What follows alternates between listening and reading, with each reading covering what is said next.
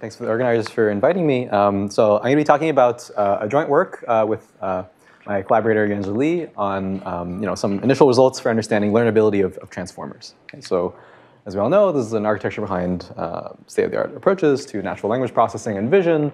But as with many things in deep learning theory, sort of the stunning empirical successes aren't met with corresponding theoretical understanding. So in this talk, I want to give you sort of clean theoretical sandbox where we can hope to prove things about the learnability of these functions.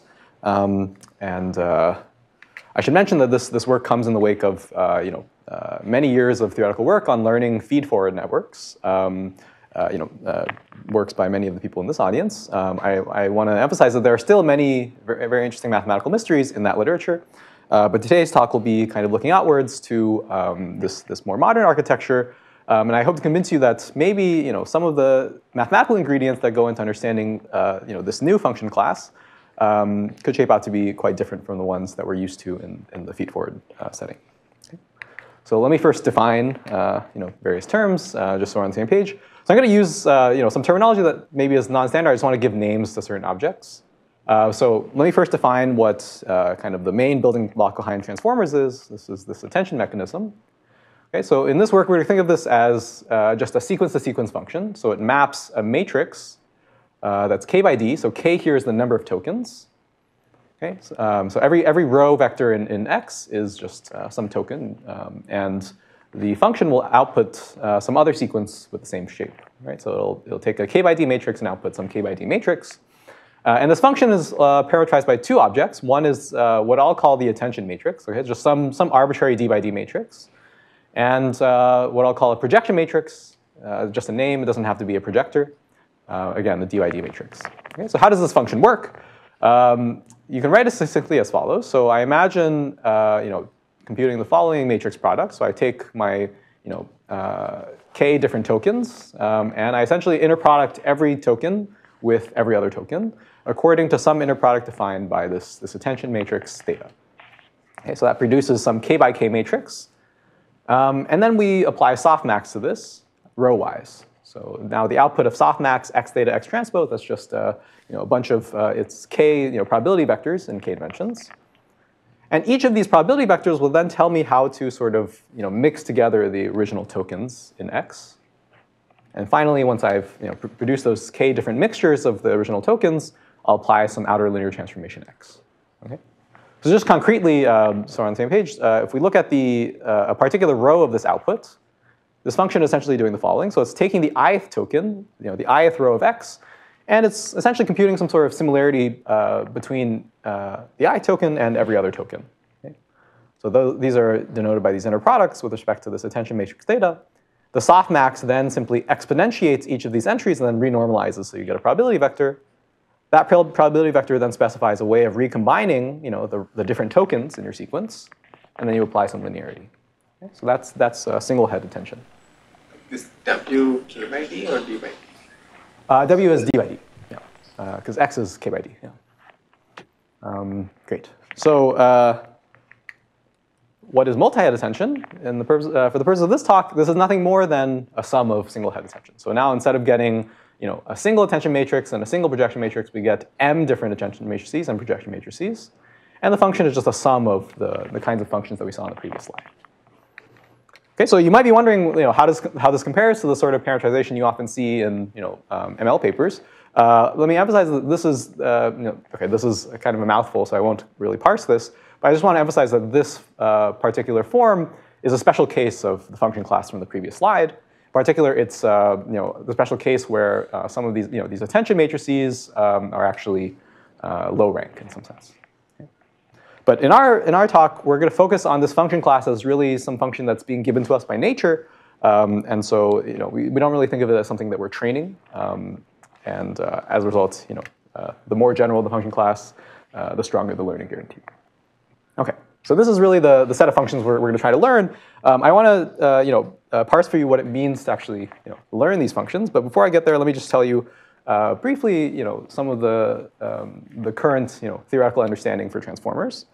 And so predominantly, the kinds of things that we're able to prove about these functions are representational in nature. So there are many works at this point on in this line, and some very nice ones by people in this audience.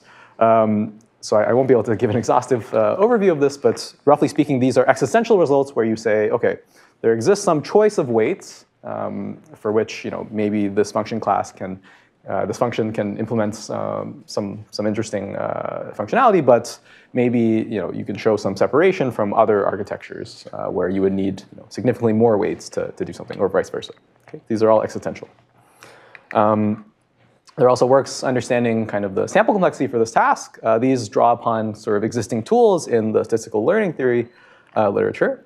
There are also some interesting works recently trying to understand transformers from a sort of dynamical systems perspective. These will be sort of orthogonal to the focus of this work. Probably the most relevant are these works on understanding training dynamics for the attention mechanism. Okay, so there are a lot of works that kind of cook up sort of simple synthetic tasks. Very simple data models. For instance, this recent work of Ishan Ichani, Alex Damian, and Jason Lee, where they say, look, let's imagine that the data has some simple causal structure. There will exist some sort of simple learning algorithm that would pick up this causal structure, but we really want to understand why, if I just train a student network, a single attention head, or in their case, a composition of two attention heads, on these sort of synthetic tasks, can gradient descent kind of learn in the same way that these sort of simple algorithms can learn. So really, the hard part is not so much the learnability of the underlying data model. It's really a question of can we really prove that gradient descent works for these tasks? Correspondingly, the question of training when you look at multiple attention heads is much more challenging. Essentially because now you have to understand why, in the course of training, the different attention heads kind of diverge, right? What sort of incentivizes these to sort of drift apart and give you a student network that's more powerful than just a single attention head, right? So those dynamics are actually very far from clear. There are some existing works that study sort of training dynamics in more of a linearized setting. So this paper by Fu et al. Considers kind of like the analog of the random features model setting that people have studied for feedforward networks, where you imagine that the attention matrices, these theta matrices that define the inner products, that those are frozen, maybe randomly at the beginning, and all you're doing is really training these projection matrices that sit outside. Right? So that's really like a linear kind of task. There's also this paper by Dior et al. that kind of studies the sort of attention analog of NTK. Okay? So I won't focus on these works, but really these operate in some kind of linearized regime, and we really want to step outside of that regime. Okay, so let me tell you a very basic sandbox. This setting should be familiar to people in this audience, but let me just kind of motivate it more broadly. All right, so today we want to establish learnability guarantees that don't make assumptions on the data model that render the learning task sort of trivial in the sense of general polynomial time algorithms. Instead, we're just going to make the following assumptions. We're going to assume that the data comes from some kind of nice distribution.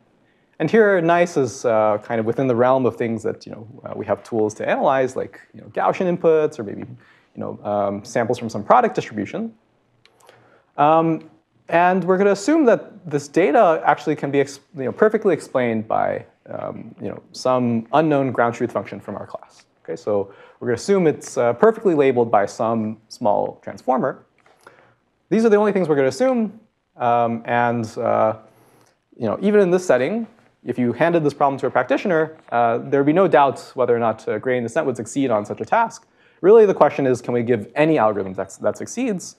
But in this kind of setting, it's not even clear that there is any sort of end-to-end provable guarantee that you could establish.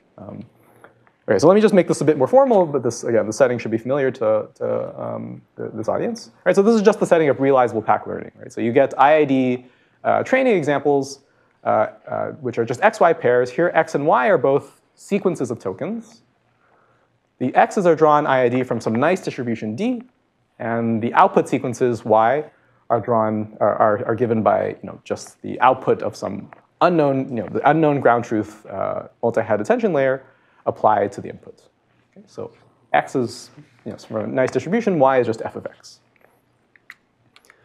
And the goal is just the standard goal in packed learning. You want to produce some function, f hat. In our case, we'll produce an actual function from the original function class, f hat, so that with high probability over the randomness of the examples and of your algorithm, you achieve low square loss. Okay, so you show that in expectation over a random example x drawn from your nice distribution on which you trained, the square difference between your output matrix f hat of x and the true output matrix f of x is small. Okay, so just standard packed learning setup. Okay, so at this point, I need to make a maybe sort of contentious assumption, but sort of a starting point.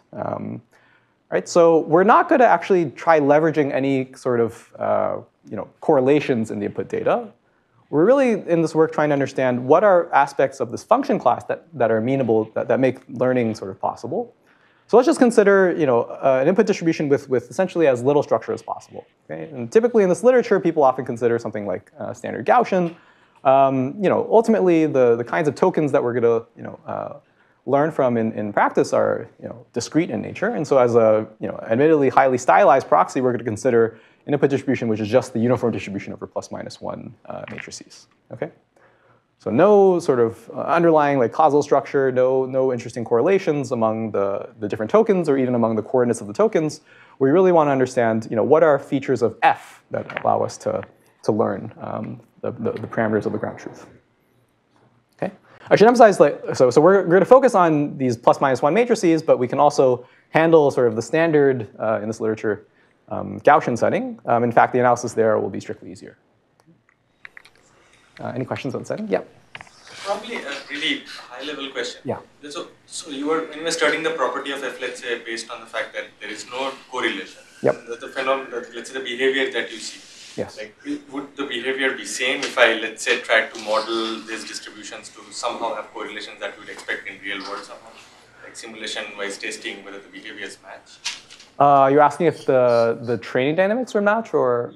Yeah. So I will say that there is one worry that maybe because we're assuming so little structure in the data, that actually makes it hard even for gradient descent. This is not the case. In fact, there's some interesting rich phenomena I can mention near the end that we don't fully understand there, even for two heads. So without this extra correlational structure, the problem is still in practice easy for gradient descent, it seems. But as we'll see, the kind of techniques that we'll use will leverage very little about the uniform distribution, apart from certain upper and lower tail bounds on projections of the input. But yeah, so the hope is that if you work with data with more structure, then the problem just strictly becomes easier. But that's maybe a sweeping claim that don't quote me on that. Yeah. Okay, so let's just work in this kind of toy setting and see what we can do. I do want to, before telling you about the techniques, kind of contrast this with the large body of work on feedforward networks, just to kind of set the stage for how our techniques might differ. So there are, many works at this point on learning, these feedforward neural networks, primarily focusing on just, one hidden layer networks. Okay, so these are nothing more than, functions that are given by taking the input, projecting it in, various different directions.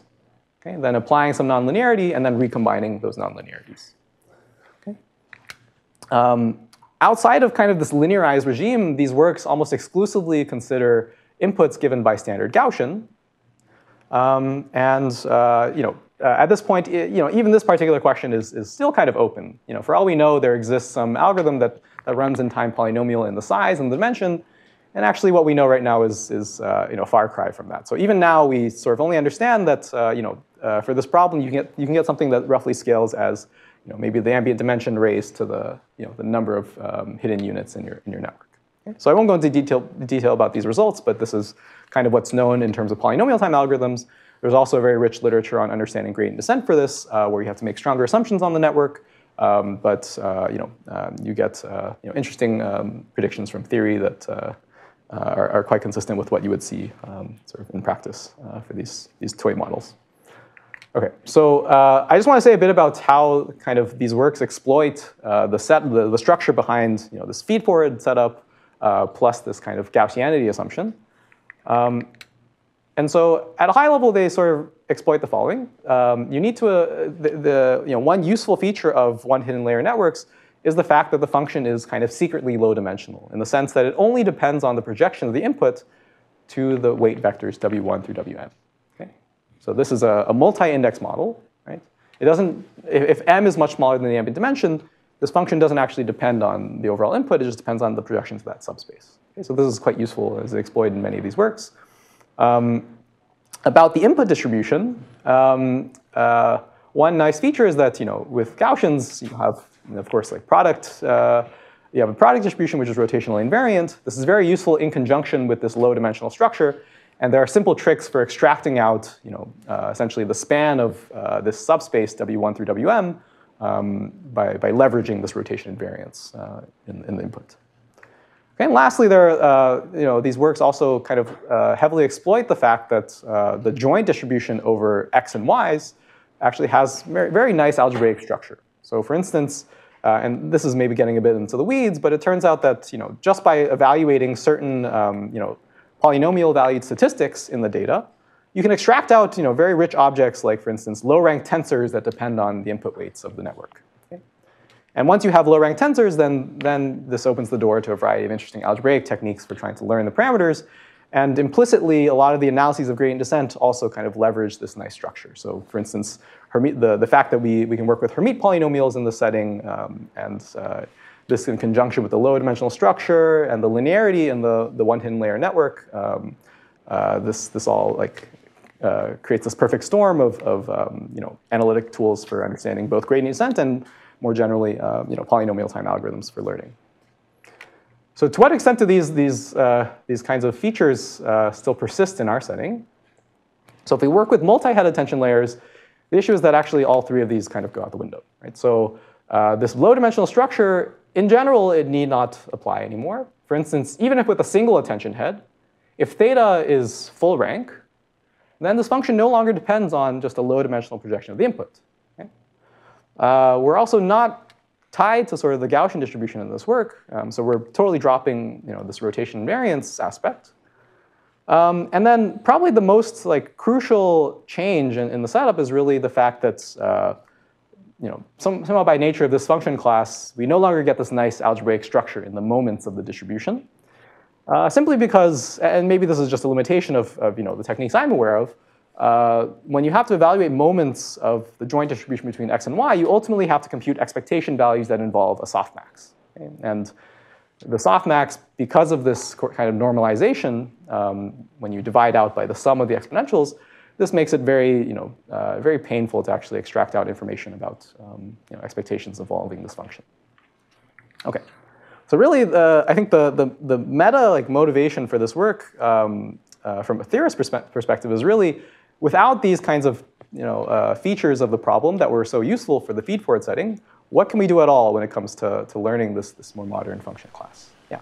Good question. Just so here you could imagine that if k is very large and d is small, then there's some low dimensionality in the problem because these matrices are only a function of d and not k. So do you assume that they're similar scale or is when k, the number of tokens? Yeah. Low dimensional.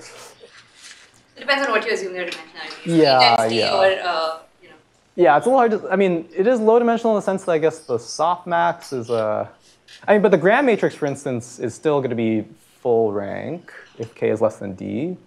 Yeah, so maybe larger than d, right? What's that? When k is larger than d. When k is larger, yes, that is true. Yes. So okay, so maybe I'm getting a bit ahead, but unfortunately, that is exactly the setting that we don't know how to analyze.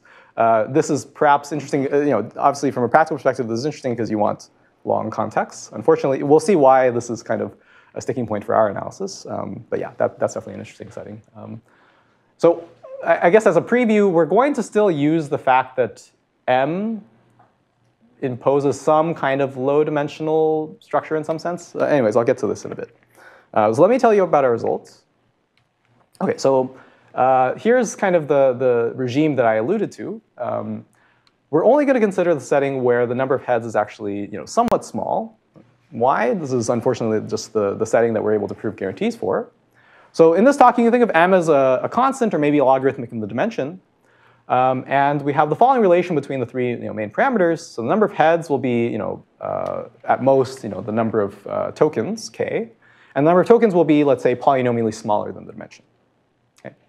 So this is a regime that we can prove results for, but it, of course, is interesting to understand regimes where maybe the number of tokens is much larger, where the number of heads is much larger. I'll say a bit about why we can't expect to go get great results when the number of heads is large on this slide, actually. So first, let me tell you our algorithmic guarantee. We give an algorithm that runs in time d to the order m cubed.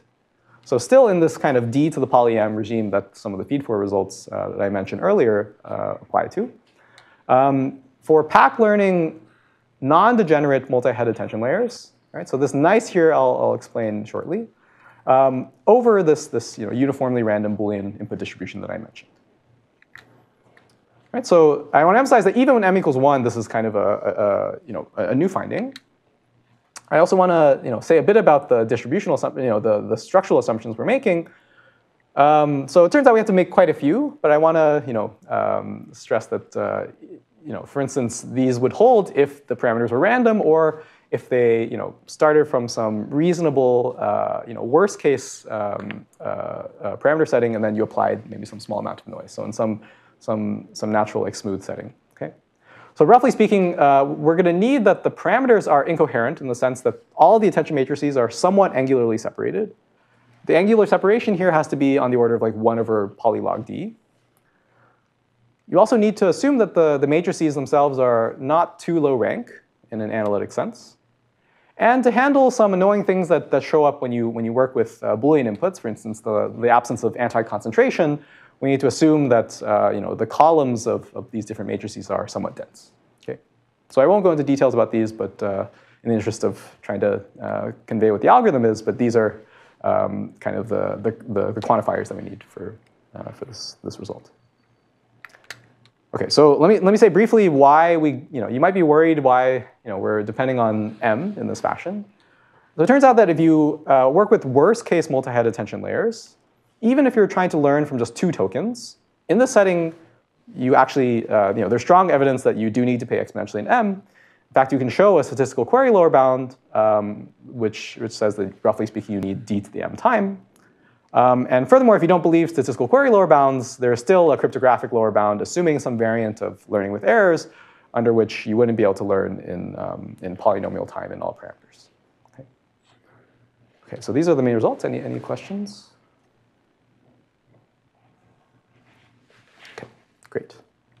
So let me tell you a bit about the algorithm. So this is by no means an algorithm I would suggest that you run in practice, but it is an algorithm for which one can prove end-to-end guarantees. So it has sort of 6 stages. The first stage, we're going to obtain just some partial information about the underlying function.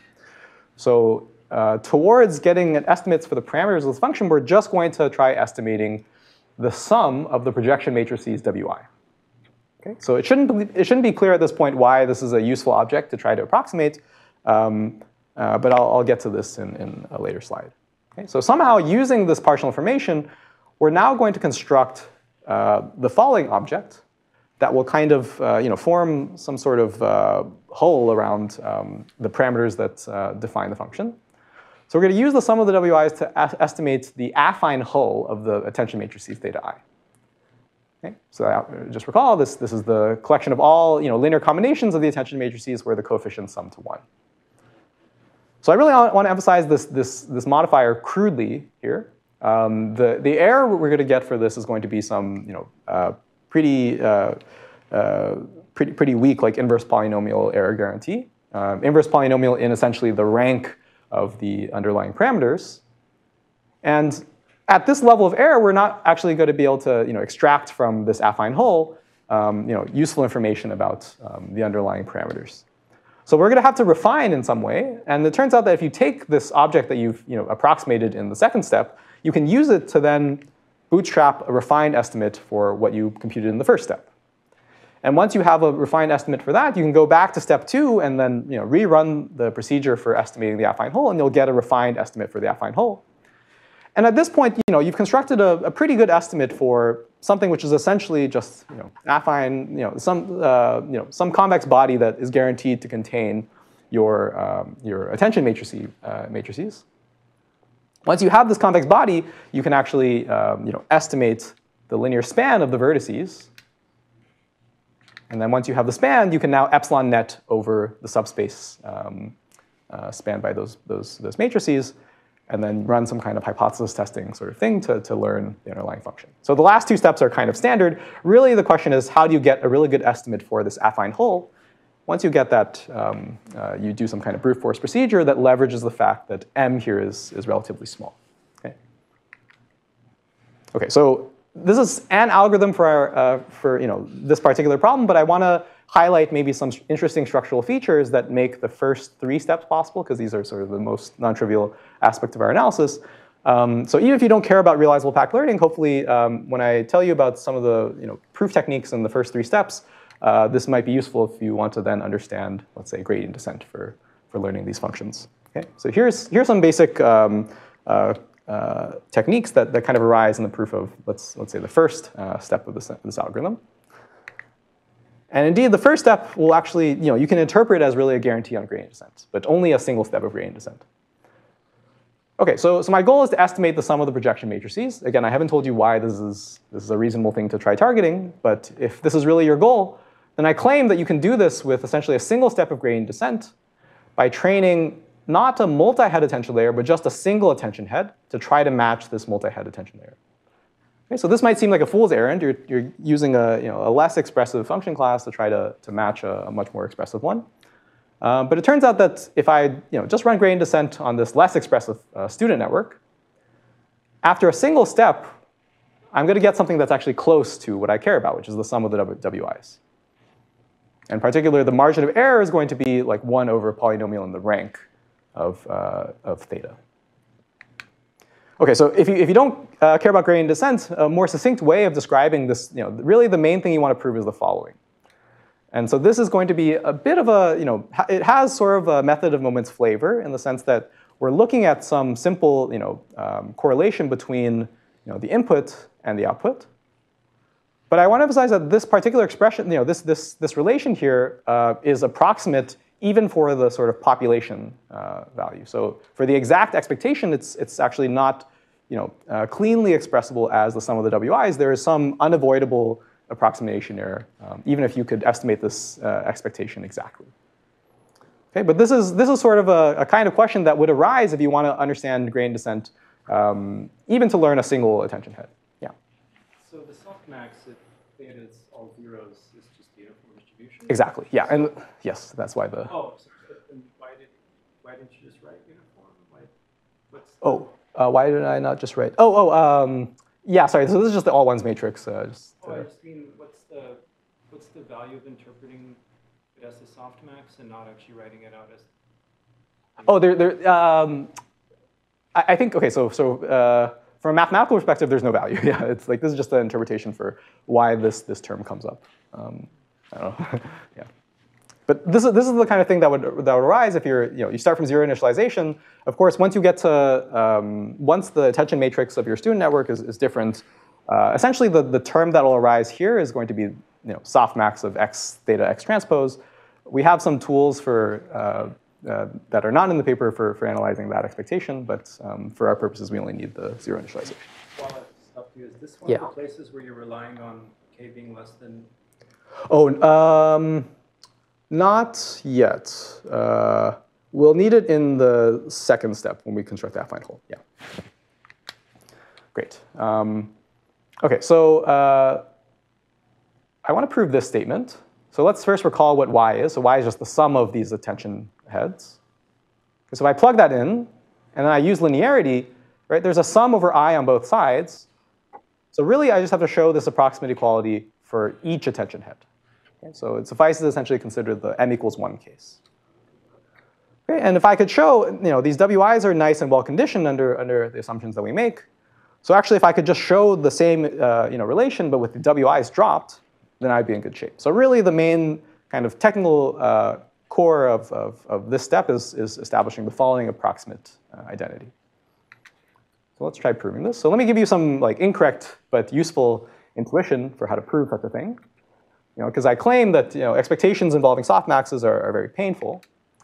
So here's some intuition. If I imagine that the inner softmax is actually a deterministic matrix, okay, so somehow it concentrates so tightly around its expectation it's actually equal to the expectation, regardless of what x value you pick, then this expectation becomes very easy to evaluate. Okay? So now you have some fixed matrix in the middle, and you're hitting it on both sides with x, and you're taking an expectation, right? And at this point, you can extract out that this is just the identity times some constant. And this constant, because delta is a softmax matrix, every row sums to 1. There are k rows, and you're divided by k, so you get a factor of 1. Okay? So in the case where, in this sort of la-la land where the expectation is actually equal to the random variable, then things are totally fine. But of course, this is not the case, right? So you can imagine if the attention matrix has some non-trivial norm, then maybe the expectation of the softmax is quite dense. But for any given sample, it's going to be quite sparse.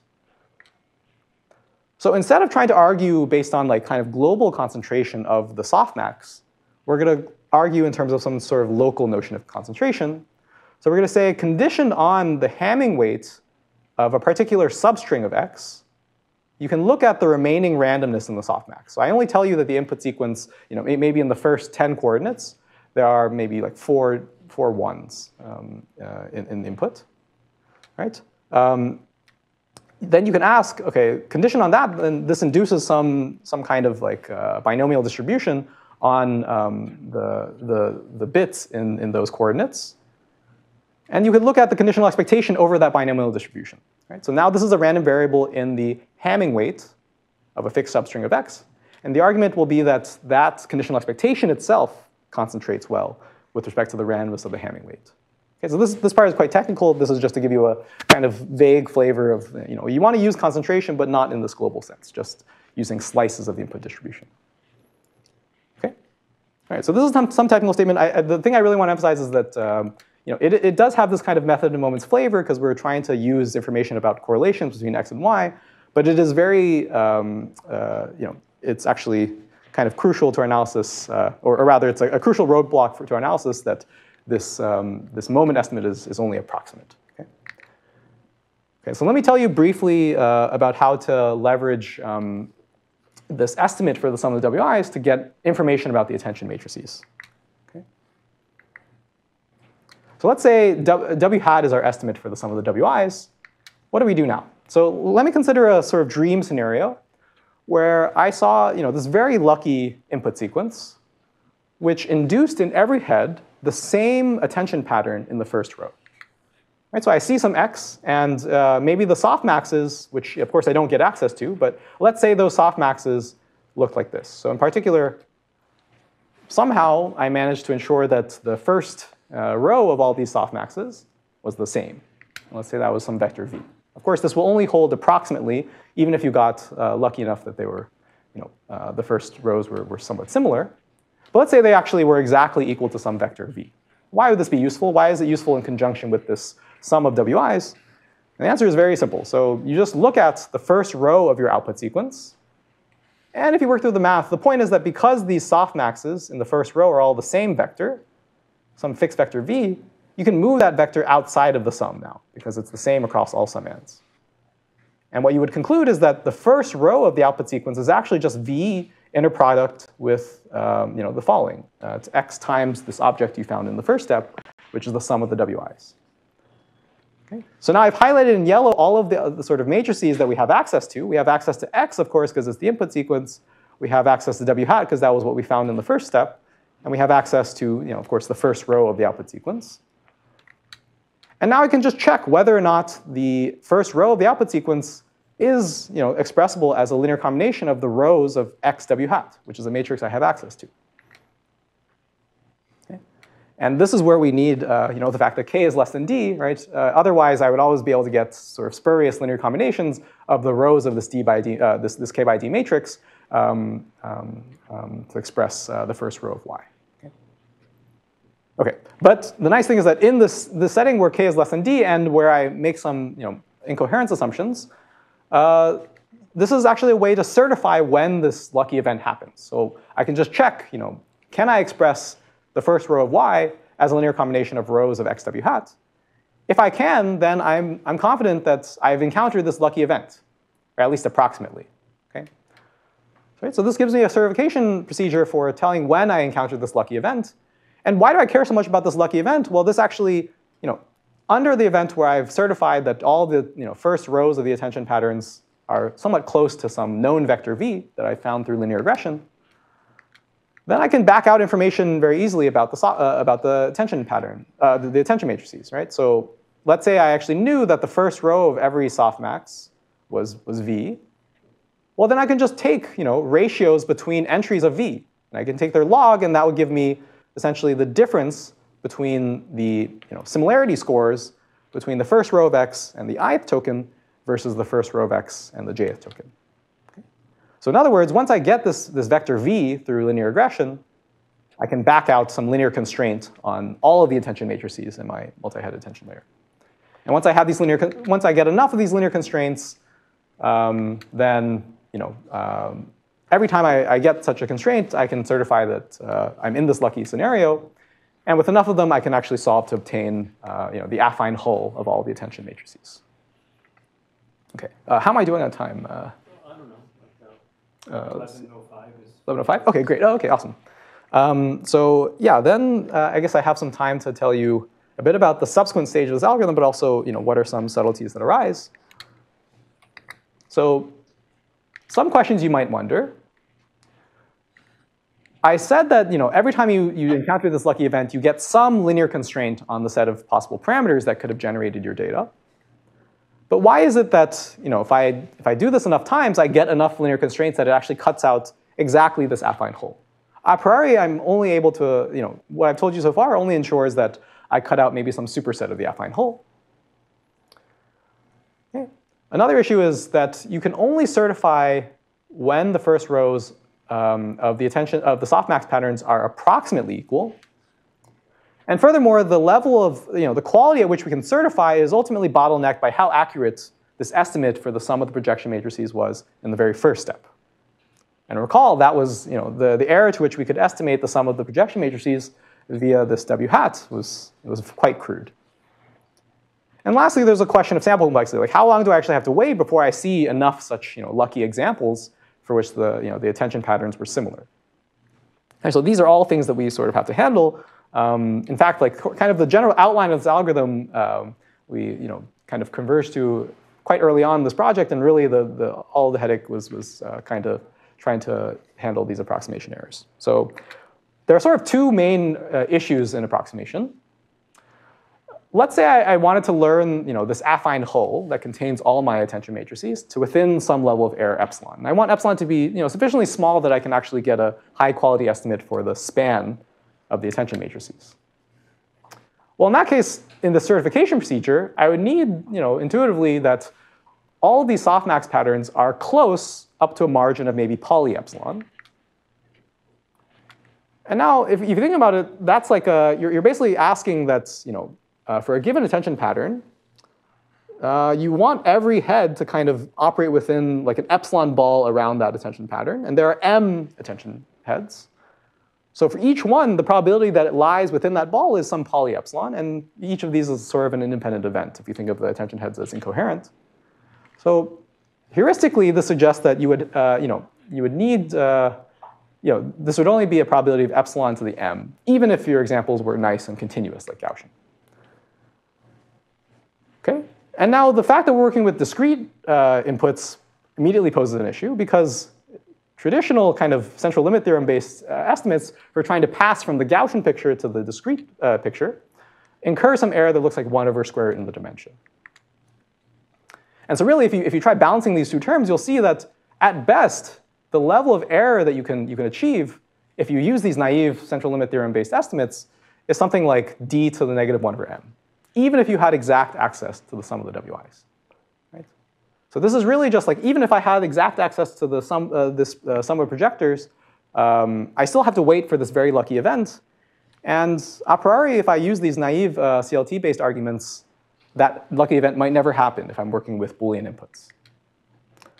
Okay, so this is some technical step that I won't say too much more about, but ultimately you have to use the right CLT. So instead of trying to just naively bound the probability that we fall inside of some convex set as the same probability for Gaussian plus 1 over root d, we're going to need some sort of local central limit theorem that essentially relates the probability that we get this lucky event to some kind of Gaussian PDF.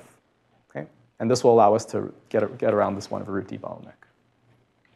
Okay, the second issue relates, so this issue had nothing to do with the sum of the WIs. This applies sort of even if I have perfect access to them. But there's maybe a more pressing issue that's even relevant to the Gaussian setting, which is that we only get very crude access to this object in the very first step. And intuitively, this is going to bottleneck our error in estimating this affine hole in the second step by something comparable, something that's of the same order, like 1 over poly in the rank of the parameters. And it turns out that even if you really refine kind of the error bounds that you get in this first step, this level of approximation error that I was alluding to is just too bad. So even if the attention matrices were all very nice and full rank, it turns out the error that you get in the first step is not large enough that you would be able to then take your approximate access to the affine hole and back out information about the underlying parameters. Right, so intuitively, the level of approximation error that I want to achieve for this particular convex body, roughly speaking, it should be better than 1 over square root the dimension in which this convex body lives. But it turns out that the kind of error that we get from the sum of the WIs being estimated in the first step is much worse than that, even in kind of the most optimistic setting. So we really have to do some kind of refinement before we can really get a useful estimate for this affine hole. Sorry. And so to do this, we're going to do some bootstrapping. So we're going to take this affine hole, and then we're going to return to our original problem of estimating the sum of the projection matrices. And we're going to get a much better estimate for this. OK. So let me say briefly step 3, and then I'll conclude.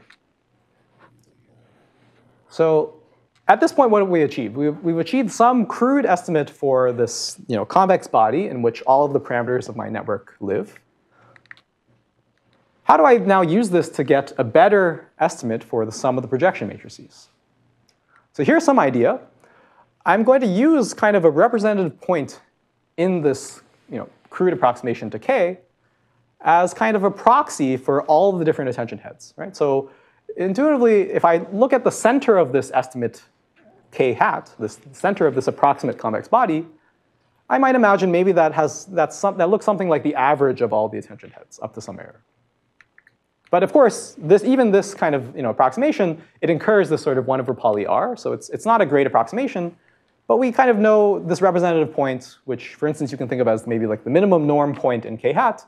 It has something to do with all the attention heads, all the attention matrices.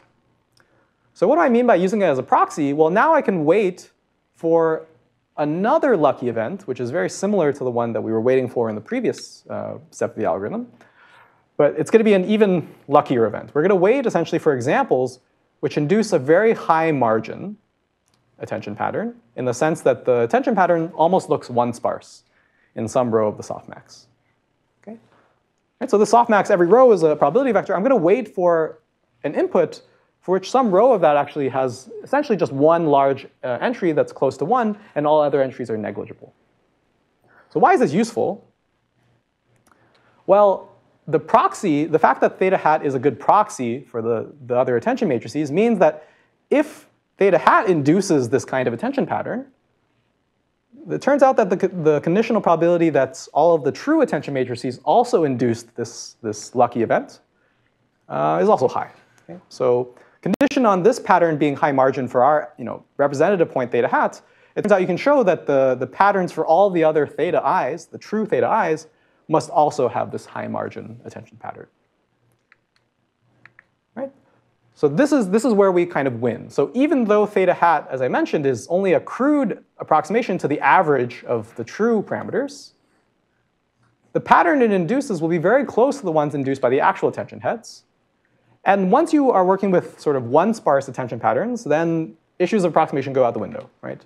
So just as a kind of cartoon intuition for this, if I take two vectors, 100, these two vectors, they're clearly very far in L2 distance.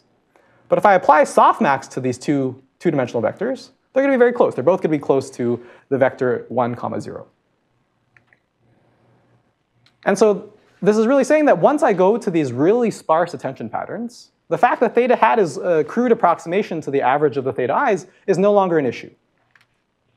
And furthermore, once I get access to these really sparse attention patterns, in the same way as before, I can use, when I use this linear regression scheme to read off linear constraints on the parameters, I can use my input x and this particular very sparse attention pattern to read off a very accurate linear constraint on the sum of the wi's. Okay, so this part I'm kind of going a little fast. But the main takeaway here should be that once we work with one sparse attention patterns, the issues of approximation kind of go away, and the sort of linear constraints you can get under these lucky events are very good, even if you only have crude approximations of the parameters. Okay, so we're going to just keep, as before, we're going to keep collecting these linear constraints. They're all like very accurate linear constraints on the sum of the wi's, and then we can essentially solve this linear system to get a much more accurate estimate for the sum of the wi's. Okay, so that's sort of all I wanted to say on the technical side.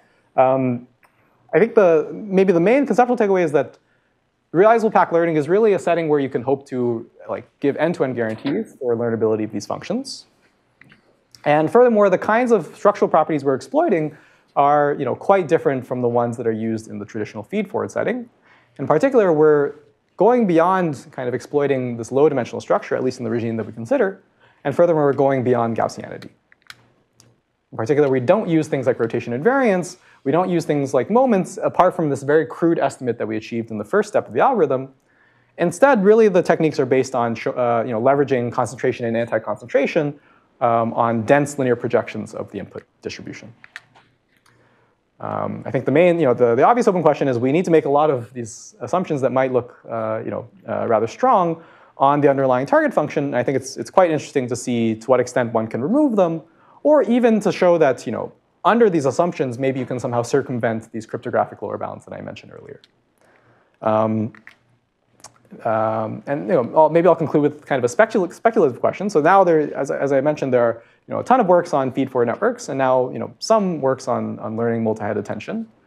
To what extent can these theories be kind of composed in a black box fashion? Right? So if I can learn feed-forward networks and I can learn attention layers without feed-forward layers, can I sort of obtain learnability guarantees for their composition? And I think this is interesting even at a single layer. Right? So as we know in this nice tiny stories work of Eldon and Lee, even with a single transformer block, which is ultimately just the composition of a single attention layer, multi-head attention layer with a feed-forward layer, you can already get very interesting generation. Okay? Another kind of open question that I'll just leave for this audience is this question of training dynamics. Okay? So ultimately, it would be great if we could get analysis not of this kind of Frankenstein algorithm, but of gradient descent. So let me just, one intriguing phenomenon that happens, for instance, is let's say I just want to learn a two-head attention layer, and I train just a student network which is the same architecture. And you can look at notions of parameter distance between these two, between the student and the teacher. And what you find is this kind of interesting behavior where, okay, let's just track one of these, but these two are kind of similar. If I track the wi's, these linear projection matrices on the outside, you'll see that there's an initial phase where all the projection matrices kind of converge to a single thing, and at some point they sort of diverge. Okay? I have no idea why this happens or how to prove such a thing, but I think this is the kind of theoretical result that seems within the reach of existing techniques, especially if you want to use some of these expectation bounds that we showed in this work. So each color represents, I'm tracking the difference between, let's say, W hat I, my student network's estimate, and Wj for I equals 1 or 2 and j equals 1 or 2. So of course, one of them, for any given I, there will be one for which the curve will go to 0, and the other one which will be large. So that's all I had. Thanks for listening.